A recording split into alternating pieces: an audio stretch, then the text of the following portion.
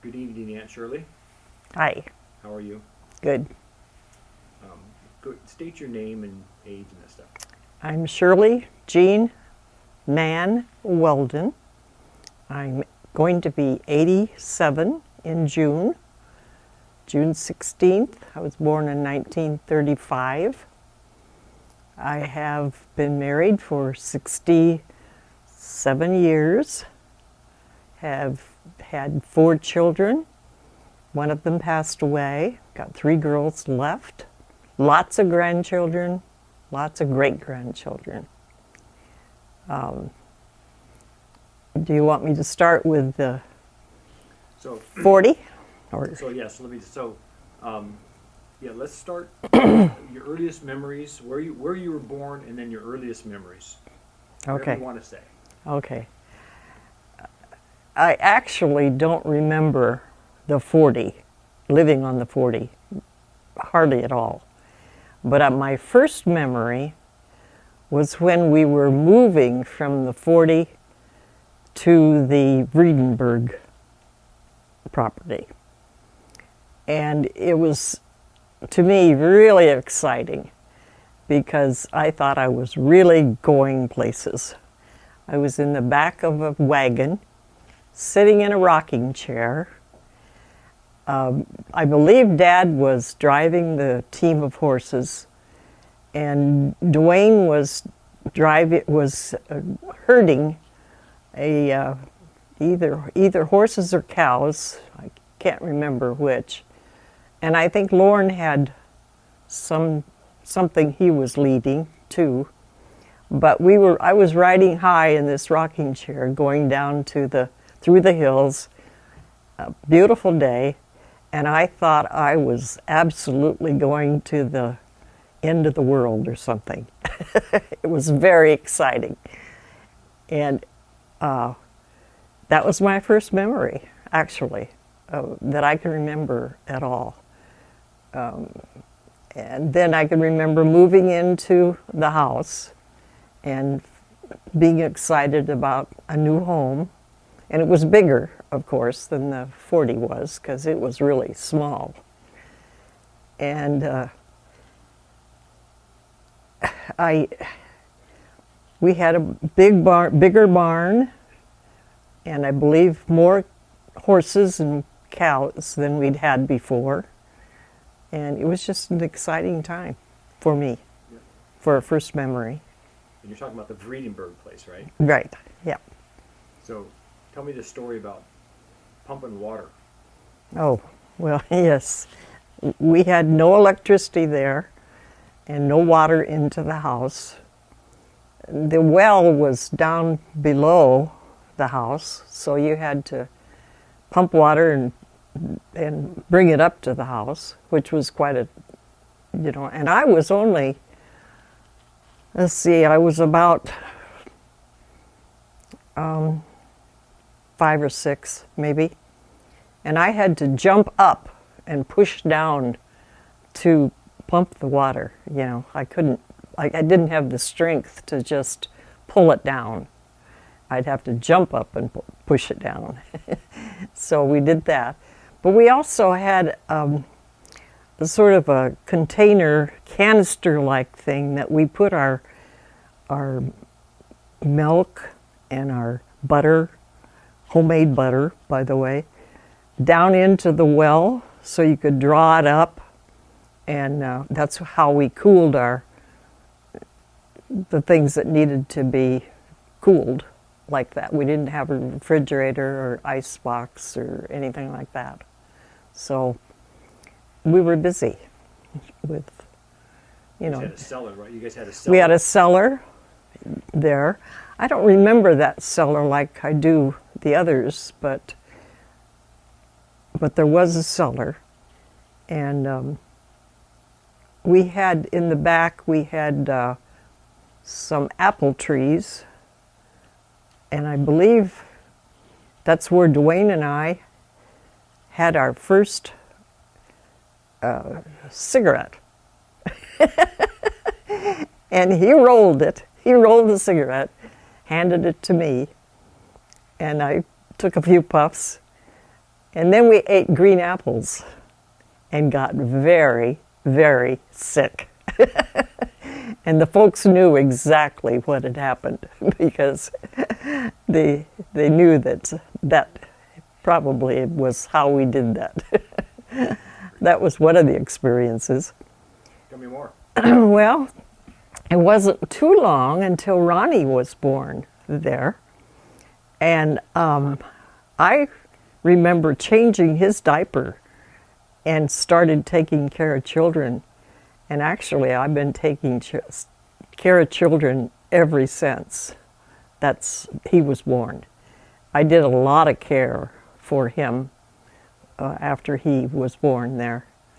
And I thought that was great. That's when I started learning to be a mother. At 9 years old. Yeah, right, yeah. And we've got pictures of me holding Ronnie when he was probably about 2. A good picture of us, yeah. And I remembered it being a happy time there. We used to play hide and go seek, and one time I was hiding under a bush right outside of the house, and beside me was a spreading adder snake. And it didn't hurt me, but it didn't take me long to get out from underneath that bush. That scared me to pieces. But we had neighbors that were great. Ralph and Lois Woodward were our neighbors, and they were great people to be around, and we had a lot of fun with them. And they enjoyed, they didn't have any children at that time, but they did have a daughter after that. And they enjoyed us kids, I'm sure, because they were over a lot and had us over there a lot. And it was happy times, good times.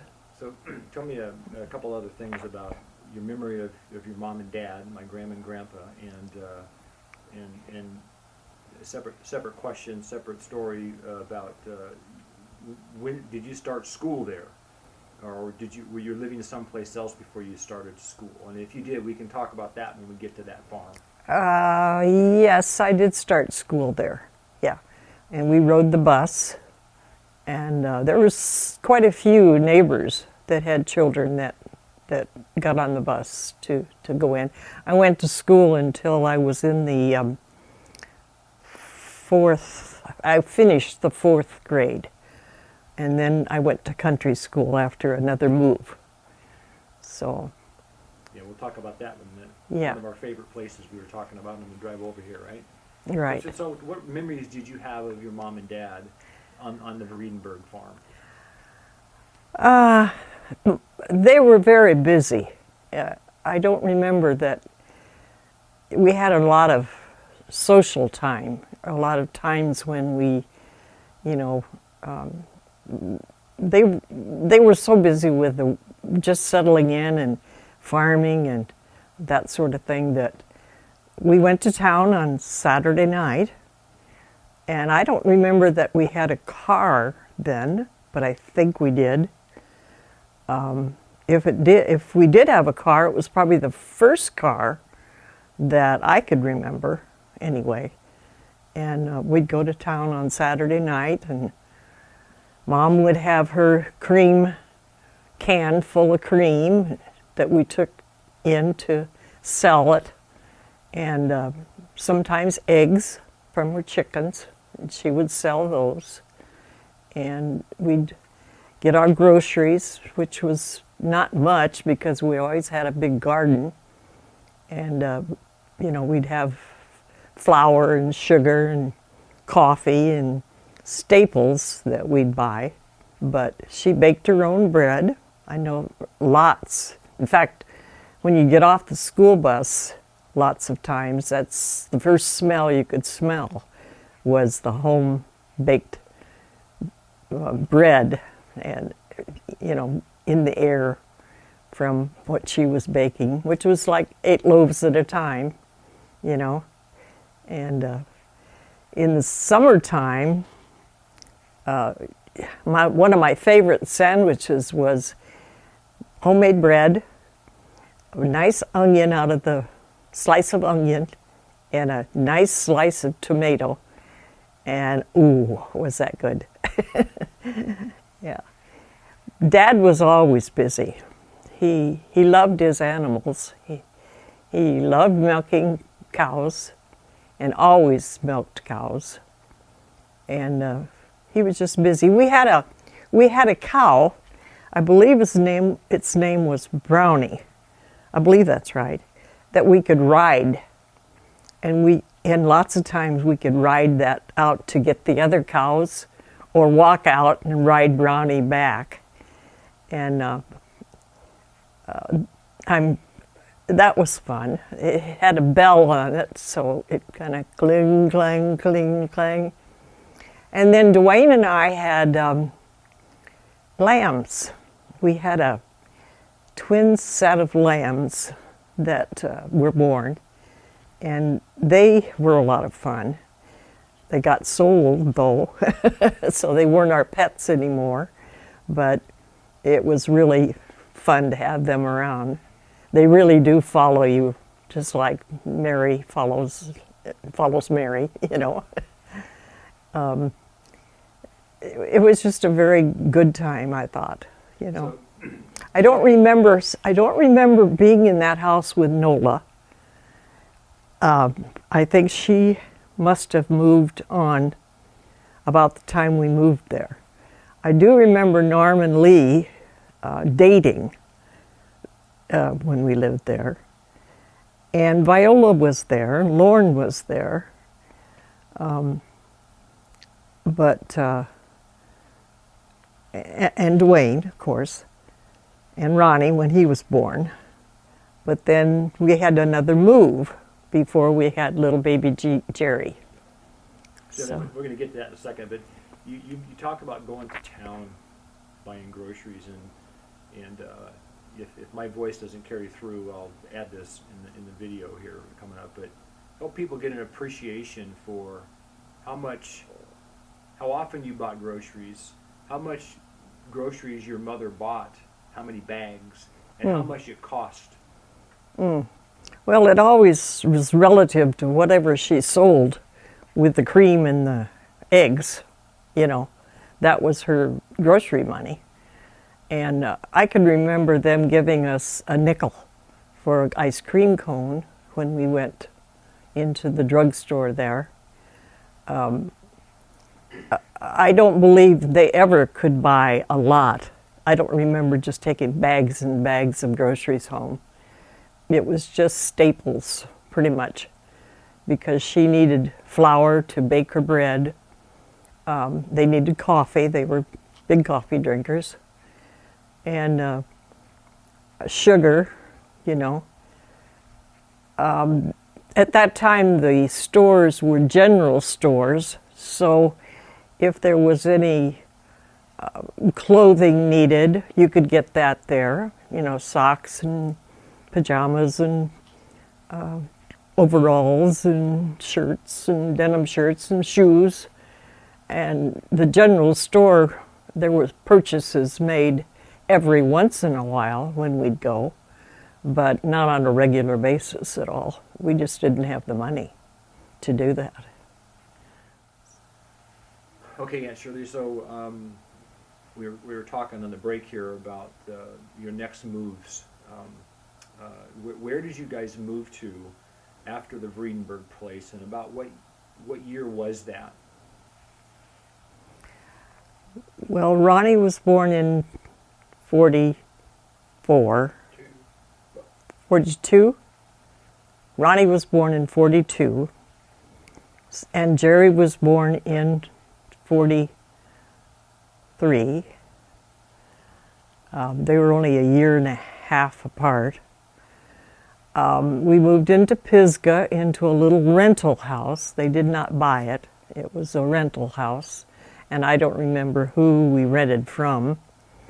I remember the night that Jerry was born very vividly, because Dad sent Dwayne and I out of the house. We couldn't be in there while the doctor and the mom was delivering the baby. So he sent us out, and it was a beautiful snowy night. One of those nights where the snow was just falling gently, but piling up pretty good. And we walked all over town, ended up down at the drugstore, and Dwayne had made enough money with his newspapers, the newspapers that he delivered, to buy us milkshakes. And I remember sitting in the drugstore drinking a milkshake and wondering what was happening at home. I don't know where Ronnie was. He must have been there asleep. That's all I know. But Dwayne and I walked around for quite a long time before we went back to the house, and our baby brother Jerry was there, and we got to see him, and he was the 8th child. So it was quite an event.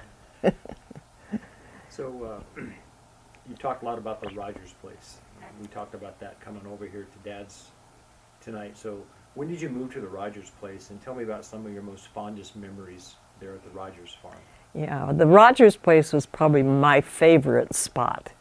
I loved that place. It was a big 2-story home and real shady, had a lot of shade around it. But back off the road, so you really felt like you were kind of back in the hills for sure. We saw lots of herds of deer. There were a lot of wild animals around. Dad was always bringing home a den of little baby coyotes for us to nurture because the mother had gotten shot or something. And we used to have an aunt. Her name was Aunt Effie from California. She was my dad's half-sister. And every year she would send us fruit from California and a big box of clothes that she'd picked up. And they weren't always clothes that we could wear, but my older sister Nola was an expert seamstress, and she would cut up those clothes and make clothes for me. I know she made me a little white coat out of some of it one time, and with covered buttons on it, and she didn't have any pattern to go by. She just measured me and did it. And then too, by that time, Nola and Leo had Marva, and I believe Sandra while we lived there. And Norma and Lee had Denny, just Denny, I believe, when we lived there. I may be wrong, and they would come almost every weekend. And Mom would spend the day, Saturday, cleaning the chickens, baking the pies, making the food, and then they'd come on Sunday.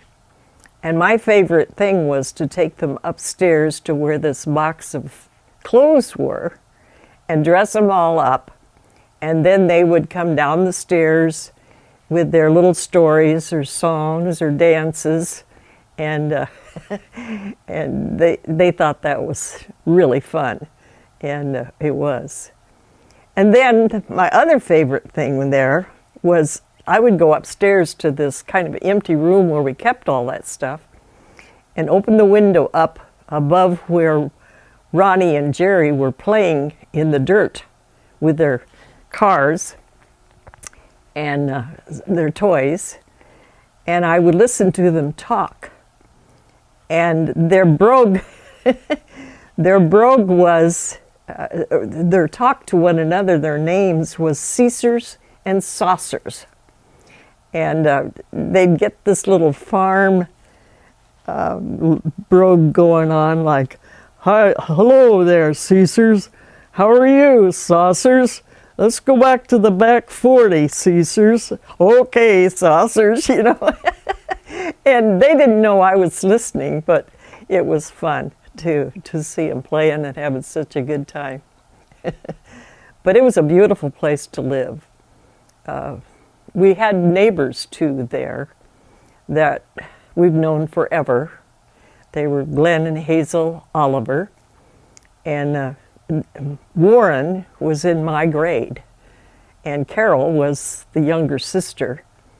And we used to have a call, kind of like a Geronimo call, or where we'd yell at one another when we wanted to play. Tarzan call. And you'd hear them yelling at us, hey, time to play, and we'd yell back, okay, we'll, with our Tarzan yell, and we'd be down to play. And Dwayne and I would go sleigh riding in the wintertime for hours and hours and hours. And we didn't really have the proper clothing to do that, and we'd come in just absolutely frozen, you know, but just had them all.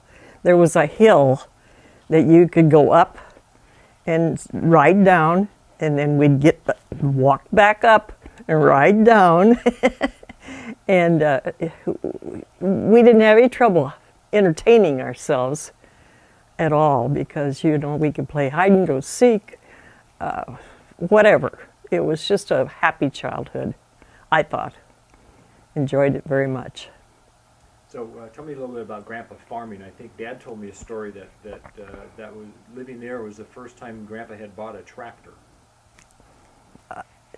I believe that's true. That was where Dad had a first tractor. Yes, yeah. I can remember that tractor. Didn't have rubber wheels. It had the metal clogs, or whatever you call it. And yeah, he was busy. He farmed quite a bit, and I don't know how many acres he farmed. I was pretty young even then, so a lot of that went right over my head, you know. But one of my jobs was to help get the lamps, the kerosene lamps, ready and have them ready by night, and that meant washing the globes and filling the kerosene lantern, the bowls, and making sure they were ready, and getting the cobs and the wood in for the wood stove. Dwayne helped with that too, but we were all very busy, and it seemed like an ideal life to me at the time. I didn't know any better, but it seemed ideal, and I enjoyed every minute of it. Tell me what a cold night sleeping in that house was like in the wintertime. Yeah. Well, yeah, you had a lot of blankets on it, and the first thing you did was come down and get by the stove, which Dad he always got up real early and had that stove warmed up, and everybody was pressed up against it practically until the house got warmed up. But he had a knack of being able to stoke the fire so that he'd have coals left, at least the next morning, you know. And I don't know, you wore socks, or we'd take a ironing iron. You know, they used to have the old flat irons, and we'd warm them up and put them at the foot of our bed, and it would warm your feet up and warm up the bed. And I don't know, you just managed, you know, you didn't know any better. And I didn't seem to care. And I don't know that the other kids did that much. We were tough, I guess. That you were. Yeah. Yeah. Do you have memories of Uncle Lorne? I know that Dad said when Uncle Lorne was there when he got drafted into the Navy. I remember Uncle Lorne coming back. I remember that day distinctly. He didn't tell anybody he was home, and we just saw him walking up the lane with his clothes, his bag hanging over his back, you know, and everybody just screamed, you know, that he was home. And yeah, I remember that. I don't remember him going away as much as I do his coming home. Yeah. Do you remember the day that Uncle Ronnie took the walk and everybody had to go looking for him? Oh, that happened often. And it wasn't just Ronnie, it was Ronnie and Jerry and Ozzy, our dog. And I spent a lot of my childhood chasing down to the local ditch to see if they'd fallen in the ditch, or chasing to the well or to the horse tank to see if they were floating in the top of the horse tank. But most of the time you could look around and you'd see off in the distance the dog first. And Ozzy was really good about hanging right with him, you know. And then we could usually find them. But they did that a lot. Ron was always kind of an outdoor kid who loved nature, you know. So I think he started it, I think, mostly. Because he liked being out in the boondocks and seeing the animals and stuff. And they were just having fun, just what boys do. So Aunt Shirley, I think we were talking about a little video that you saw I did of my dad on Father's Day, and he was talking about this house that was sitting on the property, that the original house that used to sit there where he was born in Old Town Moorhead was the old schoolhouse that used to sit about 2 miles northeast of the Rogers place that you and Dad walked to school. Tell me about that school and the walks back and forth, and how long did you go to school there and what grades? Okay, yeah, that was, Dwayne and I both went to that for, I went for the rest of my, from the 4th grade, from the 5th grade, 6th grade, 7th grade, and 8th grade. And Dwayne, I think, was there for 2 years. But we walked back and forth. Once in a while, Dad would take us, but not very often. No matter what the weather was like, we went to school and would walk through the back part of the property to another road that led to the school. And I believe that country school experience was probably the best thing that's ever happened to me, because we had a great teacher. She was wonderful, and we got to help each other. That was the thing that I thought was so good about it. If the little kids needed to be read to, the older kids read to them. If, you know, it was just a very well set up way to teach. And we had music, we had drama, we had art, we had recess. You know, we just had a well-rounded education there. And the first time I can ever remember having a headache or ache of any kind was walking home in the snow one night after school. And it was real wet snow. And I remember just feeling like my head was going to bust from it. And I thought, gee, I must be really getting sick. And only to find out that was just, you know, sinuses and cold. But it was a good experience to do that. And I wasn't afraid. I mean, I probably should have, because there probably could have been coyotes or all kinds of things that could have happened. Once in a while, Dad would meet me. He'd be worried about me walking by myself. And so through the snow, I'd hear some whistle or something, and it'd be him coming to see where I was, you know. But I was strong, and and happy, even though I was going through that. So. Okay, Aunt Shirley, so I believe the next place that you lived when you were living with your parents was the 80 after the Rogers farm. Is that correct? Right, yes. When did you move from there? And tell me about your experience on the 80. Well, that's why when I finished the 8th grade and had to go to town school then for high school, and that was why. It was because we moved to the 80. And we went on the bus. The house yard was arranged so the bus would come down and around and back up to the top of the hill. And so we would get ready and hear that bus coming and pile on. Sometimes it was mud roads, so there were no gravel roads then. And sometimes the bus could not make it into where we lived because we were back in the boondocks again.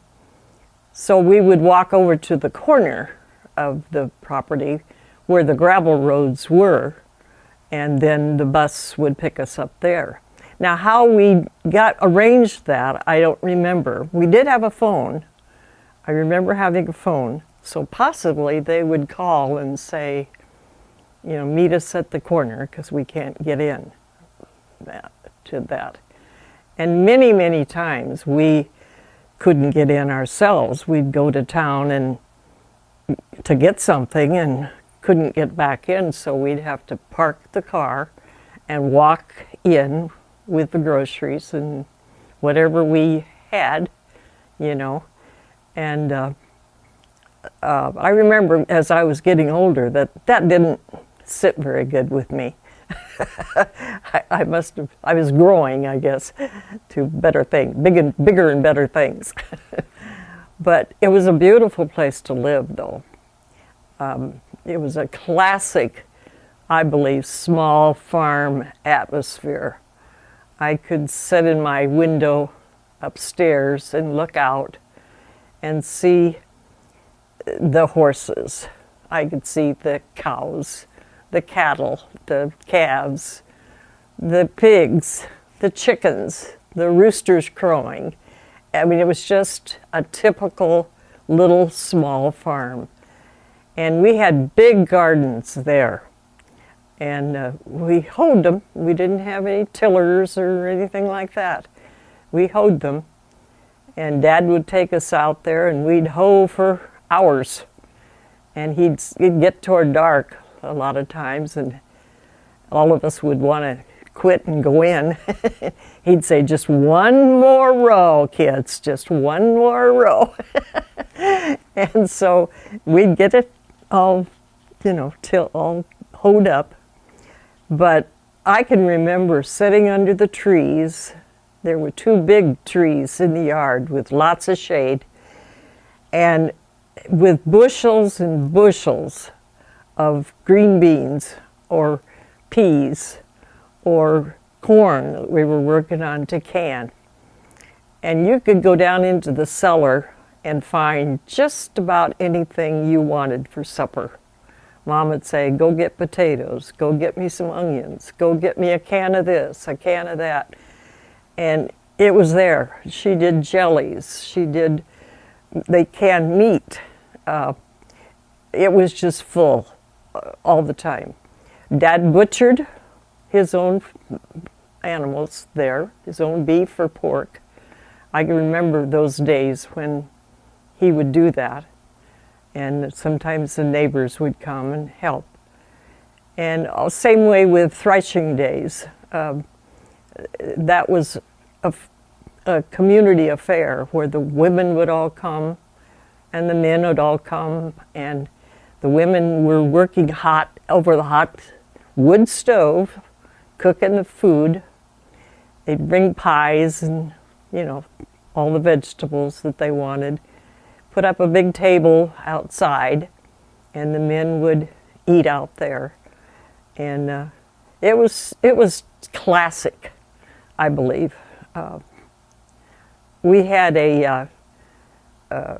outdoor shower, which Denny and Bobby, who were coming from the city every weekend, thought was just about the best thing they'd ever done. They loved getting out there and taking a shower in that outdoor shower. And you'd have to fill it into a tank, and the sun would warm the tank up, and then there was a spigot that sprayed out, and an enclosure where no one could see you naked taking your shower. But I was kind of an introvert, so a lot of my time I'd walk out to some lane, up the lane and back into somewhere, and also I would, and I'd sit there and meditate or read a book or whatever. So I learned how to, sort of meditate there, and that was enjoyable. My dad wouldn't let me drive the car, and so I would drive the tractor. And we had a Case, I don't know much about tractors, but it was a Case, not a big tractor. And I would get on it and go get the mail. And I'd throw it into fourth and go pretty fast. But I'd sing at the top of my lungs all the way over to the mailbox and back. And one time I drove it clear over to my friend's house, which was way over on the other side of Pisgah and back. I was a bit of a rebel, maybe, but enjoyed it. So it was a good place to live. So here I am with my Aunt Viola and Aunt Shirley standing in front of the place, the old 40, where they were both born. So tell me a little bit about this place, you guys. What do you remember? Well, we have to remember where the house was, just a little square house, 4 rooms and a pantry. We had just a flat porch out front, Mm-hmm. The barn was up that way ways. Whoa! Oh my gosh! And little Tony, our horse, had sleeping sickness. Did Dwayne tell you about that? No, sleeping sickness. Yeah, sleeping sickness. And it was laying up there in the barn, and we all had to go up and see it because it was dying. We had to have all these things going on. We had a part of everything.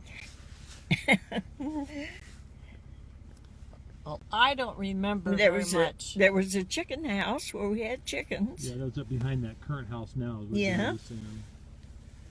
And we had a garden. Mom had a big garden down here. Yeah, so Aunt Shirley, you're saying that you had a memory of moving away. Is about the only memory you had, I right? was born here, but I don't remember living here. My first recollection was moving away from here. And I can remember being in the back of a wagon, and Dad was driving the wagon. I was in a rocking chair. Pulled by horses, right? The wagon was Horses, by... yes, Yeah. yes. And Lauren was either driving the cattle or the pigs, or I don't know what. Dwayne had his job of leading something along behind. Right. And I thought I was going to, some new world someplace. I was so excited that we were Just down the road a ways. Yeah, that we were on this venture. Where you moved after here, wasn't it the Rogers place? No, down to Town. no, not after Yeah, I. I got... It was down to the. It was Roy's place. down to Roy Vingberg's place. Oh. Roy Yeah. Vingberg, yeah. From We here just, down, we just that's went to the. that's right. That Ronnie was born next. Yeah, I got you. yeah. You're right. You just because I Right. think Dad told me the story of him. It must have been him and Lauren running cows right down this Yeah, road yeah, or up this hill that we just came. That's down. right. Sure. Yeah, yeah. And I was in the wagon, And they would hitch we had an old-time school bus, and Dad would hitch his team on there because it was mud. once he got them to the top of the hill, then it was all downhill. And so I can see that old white mare. What was her name? They were the two horses that were in that picture. Jip and Maggie. Jip and Maggie. Jip and Queen. Maggie. Queen, not Or Maggie. Queen and Maggie. Jip and we Queen. had a horse Maggie, though. Yeah, it was Jip and Queen. Queen. Yeah. Okay. Because that picture I And- took was taken right up here by Leslie Shear's house, is where that picture was taken. Right. Yeah. And the old horses had just bared down with their things and pulled that school bus up to the hill. My goodness. Yeah. Oh, it sure is amazing. Yeah, Yeah. it was. Long time ago. Yeah. Okay, we'll head on to some Memories. other. Yes.